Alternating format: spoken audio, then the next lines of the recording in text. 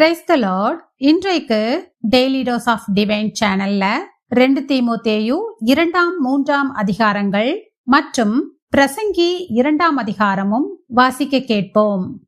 கர்த்தாவே, உம்முடைய வேதத்தில் உள்ள அதிசயங்களை பார்க்கும்படிக்கு எங்கள் இருதயத்தின் கண்களை திறந்தருளும் சுவாமி. ஆமேன். 2 தீமோத்தேயு 2 அதிகாரம். ஆதலால் என் குமாரனே, நீ கிறிஸ்து இயேசுவிலுள்ள கிருபையில் பலப்படு. அநேக சாட்சிகளுக்கு முன்பாக நீ என்னிடத்தில் கேட்டவைகளை மற்றவர்களுக்கு போதிக்கத்தக்க உண்மையுள்ள மனுஷர்களிடத்தில் ஒப்புவி. நீயும் இயேசு கிறிஸ்துவுக்கு நல்ல போர் சேவகனாய் தீங்கனுபவி. தண்டில் சேவகம் பண்ணுகிற எவனும் தன்னை சேவகம் எழுதி கொண்டவனுக்கு ஏற்றவனாய் இருக்கும்படி பிழைப்புக்கடுத்த அலுவல்களில் சிக்கிக் கொள்ள மாட்டான். மேலும் ஒருவன் மல்ல யுத்தம் பண்ணினாலும் சட்டத்தின்படி பண்ணாவிட்டால் முடிசூட்டப்படான். பிரயாசப்பட்டு பயிரிடுகிறவன் பலனில் முந்தி பங்கடைய வேண்டும். நான் சொல்லுகிறவைகளை சிந்தித்துக்கொள். கர்த்தர் எல்லா காரியங்களிலும் உனக்கு புத்தியை தந்தருளுவார். தாவீதின் சந்ததியில் பிறந்த இயேசு கிறிஸ்து என் சுவிசேஷத்தின் படியே மரித்தோரிலிருந்து எழுப்பப்பட்டவர் என்று நினைத்துக்கொள். இந்த சுவிசேஷத்தின் நிமித்தம் நான் பாதகன் போல கட்டப்பட்டு துன்பத்தை அனுபவிக்கிறேன். தேவ வசனமோ கட்டப்பட்டிருக்கவில்லை. ஆகையால் தெரிந்து கொள்ளப்பட்டவர்கள் கிறிஸ்து இயேசுவினால் உண்டான இரட்சிப்பை நித்திய மகிமையோடே பெற்றுக்கொள்ளும்படி சகலத்தையும் அவர்கள் நிமித்தமாக சகிக்கிறேன். இந்த வார்த்தை உண்மையுள்ளது. என்னவெனில், நாம் அவரோடே கூட மரித்தோமானால் அவரோடே கூட பிழைத்தும் இருப்போம். அவரோடே கூட பாடுகளை சகித்தோமானால் அவரோடே கூட ஆளுகையும் செய்வோம். நாம் அவரை மறுதலித்தால் அவரும் நம்மை மறுதலிப்பார். நாம் உண்மை இல்லாதவர்களாயிருந்தாலும் அவர் உண்மையுள்ளவராயிருக்கிறார். அவர் தம்மைத்தாம் மறுதலிக்க மாட்டார். இவைகளை அவர்களுக்கு நினைப்பூட்டி ஒன்றுக்கும் பிரயோஜனம் இல்லாமல் கேட்கிறவர்களை கவிழ்த்து போடுகிறதற்கு ஏதுவான வாக்குத்தத்தம் செய்யாதபடிக்கு கர்த்தருக்கு முன்பாக அவர்களுக்கு எச்சரித்து புத்தி சொல்லு. நீ வெட்கப்படாத ஊழியக்காரனாயும் சத்திய வசனத்தை நிதானமாய் பகுத்து போதிக்கிறவனாயும் உன்னை தேவனுக்கு முன்பாக உத்தமனாக நிறுத்தும்படி ஜாக்கிரதையாயிரு. சீர்கேடான வீண் பேச்சுகளுக்கு விலகியிரு. அவைகளால் கள்ள போதகர்களான அவர்கள் அதிக அவபக்தியுள்ளவர்களாவார்கள். அவர்களுடைய வார்த்தை அரிப்பிளவையை போல படரும். இமேனேயும் பிலேத்தும் அப்படிப்பட்டவர்கள். அவர்கள் சத்தியத்தை விட்டு விலகி உயிர்த்தெழுதல் நடந்தாயிற்றென்று சொல்லி சிலருடைய விசுவாசத்தை கவிழ்த்து போடுகிறார்கள்.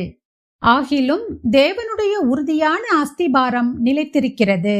கர்த்தர் தம்முடையவர்களை அறிவார் என்பதும், கிறிஸ்துவின் நாமத்தை சொல்லுகிற எவனும் அநியாயத்தை விட்டு விலக கடவன் என்பதும் அதற்கு முத்திரையாயிருக்கிறது. ஒரு பெரிய வீட்டிலே பொன்னும் வெள்ளியுமான பாத்திரங்களும் அல்லாமல் மரமும் மண்ணுமான பாத்திரங்களும் உண்டு. அவைகளில் சில கனத்திற்கும் சில கனவீனத்திற்குமானவைகள். ஆகையால் ஒருவன் இவைகளை விட்டு தன்னை சுத்திகரித்துக் கொண்டால் அவன் பரிசுத்தமாக்கப்பட்டதும் எஜமானுக்கு உபயோகமானதும் எந்த நற்கிரியைக்கும் ஆயத்தமாக்கப்பட்டதுமான கனத்துக்குரிய பாத்திரமாயிருப்பான். அன்றியும் பாலியத்துக்குரிய இச்சைகளுக்கு நீ விலகியோடி சுத்த இருதயத்தோடே கர்த்தரை தொழுது கொள்ளுகிறவர்களுடனே நீதியையும் விசுவாசத்தையும் அன்பையும் சமாதானத்தையும் அடையும்படி நாடு. புத்தியீனமும் அயுக்தமுமான தர்க்கங்கள் சண்டைகளை பிறப்பிக்கும் என்று அறிந்து அவைகளுக்கு விலகியிரு. கர்த்தருடைய ஊழியக்காரன் சண்டை பண்ணுகிறவனாயிராமல் எல்லாரிடத்திலும் சாந்தமுள்ளவனும் போதக சமர்த்தனும் தீமையை சகிக்கிறவனுமாயிருக்க வேண்டும். எதிர்பேசுகிறவர்கள் சத்தியத்தை அறியும்படி தேவன் அவர்களுக்கு மனந்திரும்புதலை அருளத்தக்கதாகவும், பிசாசானவனுடைய இச்சையின்படி செய்ய அவனால் பிடிபட்டிருக்கிற அவர்கள் மறுபடியும் மயக்கம் தெளிந்து அவன் கண்ணிக்கு நீங்கத்தக்கதாகவும் சாந்தமாய் அவர்களுக்கு உபதேசிக்க வேண்டும். 2 தீமோத்தேயு 3 அதிகாரம். மேலும் கடைசி நாட்களில் கொடிய காலங்கள் வருமென்று அறிவாயாக. எப்படியெனில், மனுஷர்கள் தற்பிரியராயும் பணப்பிரியராயும் வீம்புக்காரராயும் அகந்தையுள்ளவர்களாயும் தூஷிக்கிறவர்களாயும் தாய் தகப்பன்மாருக்கு கீழ்ப்படியாதவர்களாயும் நன்றி அறியாதவர்களாயும் பரிசுத்தமில்லாதவர்களாயும் சுபாவ அன்பில்லாதவர்களாயும் இணங்காதவர்களாயும் அவதூறு செய்கிறவர்களாயும் இச்சையடக்கம் இல்லாதவர்களாயும் கொடுமையுள்ளவர்களாயும் நல்லோரை பகைக்கிறவர்களாயும் துரோகிகளாயும் துணிகரமுள்ளவர்களாயும் இருமாப்புள்ளவர்களாயும் தேவ பிரியராயிராமல் சுகபோக பிரியராயும் தேவ பக்தியின் வேஷத்தை தரித்து அதன் பலனை மறுதலிக்கிறவர்களாயும் இருப்பார்கள். இப்படிப்பட்டவர்களை நீ விட்டு விலகு. பாவங்களால் நிறைந்து பற்பல இச்சைகளால் இழுப்புண்டு எப்போதும் கற்றாலும் ஒருபோதும் சத்தியத்தை அறிந்து உணராதவர்களாயிருக்கிற பெண் பிள்ளைகளுடைய வீடுகளில் இப்படிப்பட்டவர்கள் நுழைந்து அவர்களை வசப்படுத்திக் கொள்ளுகிறார்கள். என்னேயும் எம்பிரேயும் மோசேக்கு எதிர்த்து நின்றது போல இவர்களும் சத்தியத்துக்கு எதிர்த்து நிற்கிறார்கள். இவர்கள் துர்ப்புத்தியுள்ள மனுஷர்கள், விசுவாச விஷயத்தில் பரீட்சைக்கு நில்லாதவர்கள். ஆனாலும் இவர்கள் அதிகமாய் பலப்படுவதில்லை. அவ்விருவருடைய மதிகேடு எல்லாருக்கும் வெளிப்பட்டது போல இவர்களுடைய மதிகேடும் வெளிப்படும். நீயோ என் போதகத்தையும் நடக்கையையும் நோக்கத்தையும் விசுவாசத்தையும் நீடிய சாந்தத்தையும் அன்பையும் பொறுமையையும் அந்தியோகியா இக்கோனியா லீஸ்திரா என்னும் பட்டணங்களில் எனக்கு உண்டான துன்பங்களையும் பாடுகளையும் நன்றாய் அறிந்திருக்கிறாய். எவ்வளவோ துன்பங்களை சகித்தேன். இவையெல்லாவற்றினின்றும் கர்த்தர் என்னை நீங்களாக்கிவிட்டார். அன்றியும் கிறிஸ்து இயேசுவுக்குள் தேவ பக்தியாய் நடக்க மனதாயிருக்கிற யாவரும் துன்பப்படுவார்கள். பொல்லாதவர்களும் எத்தர்களுமானவர்கள் மோசம் போக்குகிறவர்களாகவும் மோசம் போகிறவர்களாகவும் இருந்து மேன்மேலும் கேடுள்ளவர்களாவார்கள். நீ கற்று நிச்சயித்து கொண்டவைகளில் நிலைத்திரு.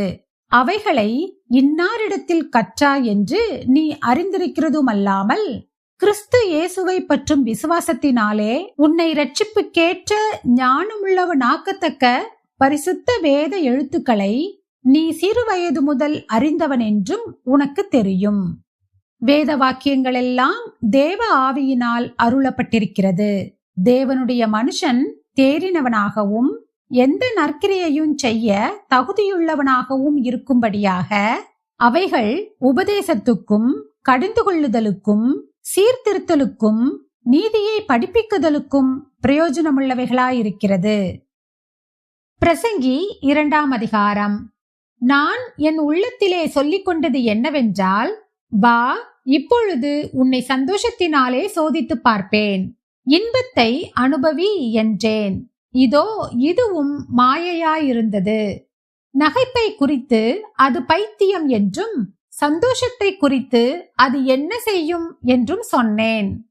வானத்தின் கீழ் மனுபுத்திரர் உயிரோடு இருக்கும் நாளளவும் பெற்று அனுபவிக்கத்தக்கது இன்னதென்று அறியும் பொருட்டு என் இருதயத்தை ஞானத்தால் தேற்றிக் கொண்டிருக்கும் போதே நான் என் தேகத்தை மதுபானத்தால் சீராட்டி கொண்டிருக்கவும் மதியீனத்தை பற்றி கொண்டிருக்கவும் என் உள்ளத்தில் வகை தேடினேன். நான் பெரிய வேலைகளை செய்தேன். எனக்காக வீடுகளை கட்டினேன், திராட்சை தோட்டங்களை நாட்டினேன். எனக்காக தோட்டங்களையும் சிங்கார வனங்களையும் உண்டாக்கி அவைகளில் சகல வகை கனி விருட்சங்களையும் நாட்டினேன். மரங்கள் பயிராகும் தோப்புக்கு நீர் பாய்ச்சுகிறதற்கு குளங்களை உண்டு பண்ணினேன். வேலைக்காரரையும் வேலைக்காரிகளையும் சம்பாதித்தேன். வீட்டிலும் வேலைக்காரர் பிறந்தார்கள். எனக்கு முன் எருசலேமில் இருந்த எல்லாரை பார்க்கிலும் ஆடு மாடு முதலான திரண்ட ஆஸ்திகள் எனக்கு இருந்தது. வெள்ளியையும் பொன்னையும் ராஜ சம்பத்தையும் மாகாணங்களிலுள்ள பொருள்களையும் சேகரித்தேன். சங்கீதக்காரரையும் சங்கீதக்காரிகளையும் மனுபுத்திரருக்கு இன்பமான பலவித வாத்தியங்களையும் சம்பாதித்தேன். எனக்கு முன் எருசலேமில் இருந்த எல்லாரை பார்க்கிலும் நான் பெரியவனும் திரவிய சம்பன்னனும் ஆனேன். என் ஞானமும் என்னோடே கூட இருந்தது. என் கண்கள் இச்சித்தவைகளில் ஒன்றையும் நான் அவைகளுக்கு தடை பண்ணவில்லை. என் இருதயத்துக்கு ஒரு சந்தோஷத்தையும் நான் வேண்டாம் என்று விலக்கவில்லை. நான் செய்த முயற்சிகளிலெல்லாம் என் மனம் மகிழ்ச்சி கொண்டிருந்தது. இதுவே என் பிரயாசங்கள் எல்லாவற்றினாலும் எனக்கு வந்த பலன். என் கைகள் செய்த சகல வேலைகளையும் நான் பட்ட எல்லா பிரயாசத்தையும் கண்ணோக்கி பார்த்தேன். இதோ எல்லாம் மாயையும் மனதுக்கு சஞ்சலமுமாயிருந்தது. சூரியனுக்கு கீழே பலன் ஒன்றுமில்லை. பின்பு நான் ஞானமானது என்ன என்றும் பைத்தியமும் மதியீனமும் என்ன என்றும் பார்த்து அறியும்படி திரும்பினேன். ராஜாவுக்கு பின்வரும் மனுஷன் என்ன செய்யக்கூடும்? செய்ததையே செய்வான். இருளை பார்க்கிலும் வெளிச்சம் எவ்வளவு உத்தமமோ அவ்வளவாய் மதியீனத்தை பார்க்கிலும் ஞானம் உத்தமம் என்று கண்டேன். ஞானியின் கண்கள் அவன் முகத்திலே இருக்கிறது, மூடனோ இருளிலே நடக்கிறான்.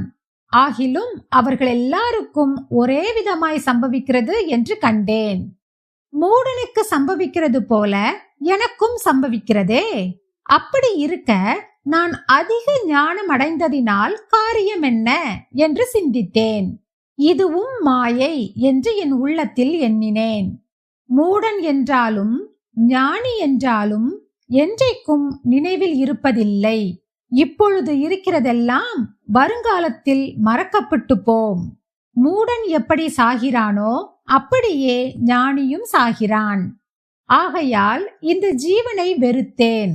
சூரியனுக்கு கீழே செய்யப்படும் கிரியை எல்லாம் எனக்கு விசனமாயிருந்தது. எல்லாம் மாயையும் மனதுக்கு சஞ்சலமுமாயிருக்கிறது. சூரியனுக்கு கீழே நான் பட்ட பிரயாசத்தை எல்லாம் வெறுத்தேன். எனக்கு பின் வரப்போகிறவனுக்கு அதை நான் வைத்து போக வேண்டியதாகுமே. அவன் புத்திமானாயிருப்பானோ மூடனாயிருப்பானோ அதை யார் அறிவார்?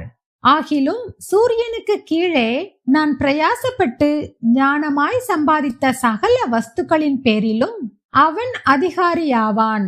இதுவும் மாயையே. ஆகையால் சூரியனுக்கு கீழே நான் பட்ட எல்லா பிரயாசத்தின் மேலும் உள்ள ஆசையை விட்டுவிட வகை பார்த்தேன். ஒருவன் புத்தி யுக்தி நிதானத்தோடு பிரயாசப்படுகிறான். ஆகிலும் அப்படி பிரயாசப்படாதிருந்த வேறொருவனுக்கு அவன் அதை சொந்தமாக விட்டுவிட வேண்டியதாகும். இதுவும் மாயையும் பெரிய தீங்குமாயிருக்கிறது. மனுஷன் சூரியனுக்கு கீழே படுகிற எல்லா பிரயாசத்தினாலும் அவனுடைய இருதயத்தின் எண்ணங்களினாலும் அவனுக்கு பலன் என்ன? அவன் நாட்களெல்லாம் அலுப்புள்ளது, அவன் வேலைகள் வருத்தமுள்ளது. ராத்திரியிலும் அவன் மனதுக்கு இளைப்பாறுதல் இல்லை. இதுவும் மாயையே. மனுஷன் புசித்து குடித்து தன் பிரயாசத்தின் பலனை அனுபவிப்பதை பார்க்கிலும் அவனுக்கு ஒரு நன்மையும் இல்லை. இதுவும் தேவனுடைய கரத்திலிருந்து வருகிறது என்று நான் கண்டேன். என்னை பார்க்கிலும் சம்பிரமமாய் சாப்பிடத்தக்கவன் யார்? என்னை பார்க்கிலும் துரிதமாய் சம்பாதிக்கத்தக்கவன் யார்? தேவன் தமது பார்வைக்கு நல்லவனாயிருக்கிறவனுக்கு ஞானத்தையும் அறிவையும் இன்பத்தையும் அளிக்கிறார். பாவம் செய்கிறவனுக்கோ தமது பார்வைக்கு நல்லவனாயிருக்கிறவன் வசமாய் வைத்துவிட்டு போகும் பொருட்டு சேர்த்து குவித்து வைக்கும் தொல்லையை அவர் நியமித்திருக்கிறார். இதுவும் மாயையும் மனதுக்கு சஞ்சலமுமாயிருக்கிறது. நாம் ஜெபிப்போம். அன்புள்ள இயேசு சுவாமி, இந்த அருமையான காலை வேளையை தந்ததற்காக உமக்கு நன்றி ஏசப்பா. இம்மட்டுமாக எங்களை சுகத்தோடும் பலத்தோடும் பாதுகாத்து வழிநடத்தி வருகிற தயவுக்காக உமக்கு நன்றி ஏசப்பா. தேவன் தமது பார்வைக்கு நல்லவனாயிருக்கிறவனுக்கு ஞானத்தையும் அறிவையும் இன்பத்தையும் அளிக்கிறார் என்று சொல்லப்பட்டிருக்கிறது போல நாங்களும் எப்பொழுதும் உம்முடைய பார்வைக்கு பிரியமுள்ளதை செய்யவும் உம்முடைய பார்வைக்கு பிரியமுள்ளவர்களாக நடந்து கொள்ளவும் எங்களுக்கு நீர்தாமே கற்றுத்தர வேண்டுமாறு ஜெபிக்கிறேன் அப்பா. உம்முடைய வேத வாக்கியங்களை வாசித்து வசனங்களின்படி நடந்து உம்முடைய ஞானத்தையும் அறிவையும் இன்பத்தையும் நாங்கள் பெற்றுக்கொள்ள வேண்டும் அப்பா. உம்முடைய தெய்வீக ஆசீர்வாதத்தினால் எங்கள் ஒவ்வொருவரையும் நீர்தாமே ஆசீர்வதிக்க வேண்டுமாறு ஜெபிக்கிறேன். இயேசு கிறிஸ்து மூலமாக ஜெபம் கேளும் எங்கள் ஜீவனுள்ள நல்ல பிதாவே, ஆமேன். என் ஆத்துமாவே கர்த்தரை ஸ்தோத்திரி, என் முழு உள்ளமே அவருடைய பரிசுத்த நாமத்தை ஸ்தோத்திரி. என் ஆத்துமாவே கர்த்தரை ஸ்தோத்திரி, கர்த்தர் செய்த சகல உபகாரங்களையும் மறவாதே. ஆமேன், ஆமேன். நாம் அடுத்த நாள் வேத வாசிப்பில் சந்திப்போம். God bless you.